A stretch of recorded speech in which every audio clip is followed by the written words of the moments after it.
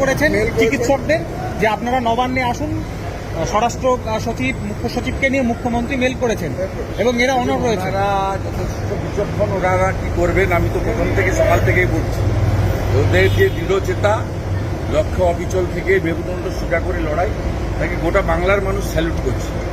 আর এই মুখ্যমন্ত্রী মাইনরিটি মুখ্যমন্ত্রী, 46% লোকের ভোট পেয়েছে, 54% লোক এই মুখ্যমন্ত্রীর বিরুদ্ধে ভোট দিয়েছে। আর এরা প্রথম থেকেই বলেছেন যে আমরা রাজনীতির বাইরে লড়াইটা করব। আমি ওদের থেকে, ওরা আমার ভাই বোনের মতো জুনিয়র ডাক্তার, আমি ওদের দাদা হিসেবে পরামর্শ এটাই দিতে পারি যে মুখ্যমন্ত্রী একটা রাজনৈতিক পোস্ট, এদের মুখ্যমন্ত্রীর সঙ্গে বসা উচিত হবে না। এরা বসলে মুখ্য সচিব অথবা গভর্নরের মধ্যস্থতায় বসুন।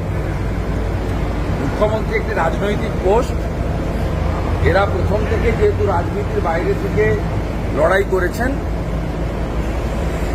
তাহলে এনাদের বসতে গেলে আমার মনে হয়, এটা আমার পরামর্শ, ফাইনালি ওরা কি করবে ওদের ব্যাপার। দে আর ভেরি এফিসিয়েন্ট এবং ওরা যথেষ্ট ইন্টেলিজেন্ট এবং কনসাস পিপুল এবং তারা দেশপ্রেমী পিপুল, হাইলি এডুকেটেড, MBBS হয়েছে, পড়াশোনাতে যথেষ্ট মেধার সঙ্গে পাস করে এরা আমাদের জীবন রক্ষাকারী। আমি এদেরকে একটাই পরামর্শ দেব, মুখ্যমন্ত্রীর সঙ্গে বসবেন না।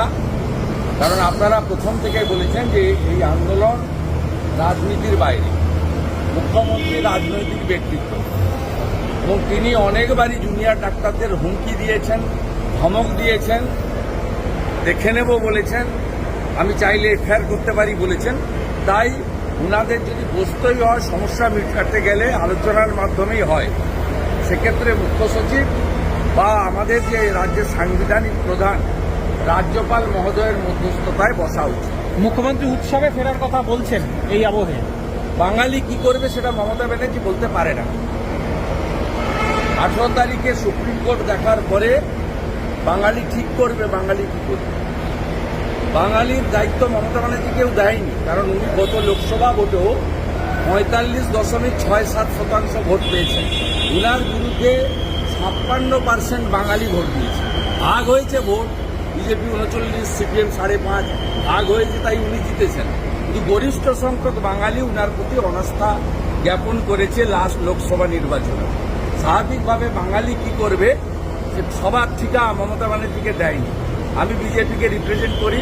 BJP goat 2,33,27,000। আমার যে 2,33,27,000 বিজেপির ভোটার আছে, মোদীজির ভোটার, তাদের দায়িত্ব মমতা ব্যানার্জি নেন। বাঙালিরা কি করবে 18 তারিখে লাইভ দেখবে গোটা বাংলা। সুপ্রিম কোর্টে কিভাবে কপিল সিব্বলকে দিয়ে জাস্টিস যাতে না পায়, আমাদের অভয়া বলুন, তিলোত্তমা বলুন, কাদম্বিনী বলুন, আফটার অল আমাদের বাড়ির মেয়ে, আমাদের বোন। মানুষ দেখেছে কিভাবে কপিল সিব্বল সহ কোটি টাকা দিয়ে লয়ার নামিয়ে মুখ্যমন্ত্রী যাতে জাস্টিস না পায় সেই ব্যবস্থা তিনি করছেন। উনি নির্লজ্জ বলেই বলছেন যে বিচার পরে হবে, উৎসবে ফিরুন। আর আমরা যারা হিন্দু উৎসব করি না, আমরা পুজো করি।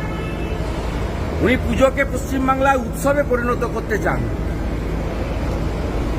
যারা আমরা প্রকৃত সনাতন হিন্দু, তারা অষ্টমীর দিন সংকল্প রাখি এবং পুষ্পাঞ্জলি দেওয়ার পরে তারপরে আমরা আমাদের যে কর্ম করি। আমাদের নবমীর দিন ধনুচি না আরতি হয় এবং দশমীর দিন মায়েরা সিঁদুর খেলা করে। সব কিছু হয় পঞ্জিকা এবং শাস্ত্র মতে।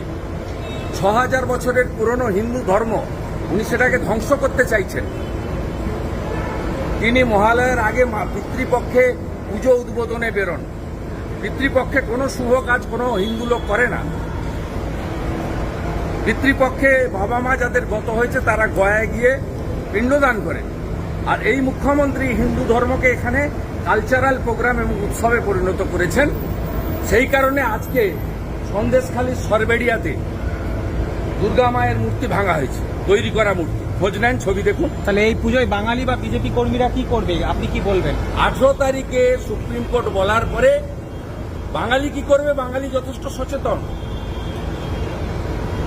বাঙালি রাজা রামমোহন রায়, ঋষি বঙ্কিমচন্দ্র, শরৎচন্দ্র চট্টোপাধ্যায়, রবীন্দ্রনাথ ঠাকুর, বিদ্যাসাগর, সর্বোপরি রামকৃষ্ণ দেব, বিবেকানন্দ, শ্রী চৈতন্যদেবের আদর্শে বাঙালি দীক্ষিত। বাঙালির মেধা আছে, বাঙালি বিশ্বকাপায়। বাঙালি কি করবে? এই নিম্ন মেধার অশিক্ষিত মুখ্যমন্ত্রীকে ঠিক করার দরকার নেই।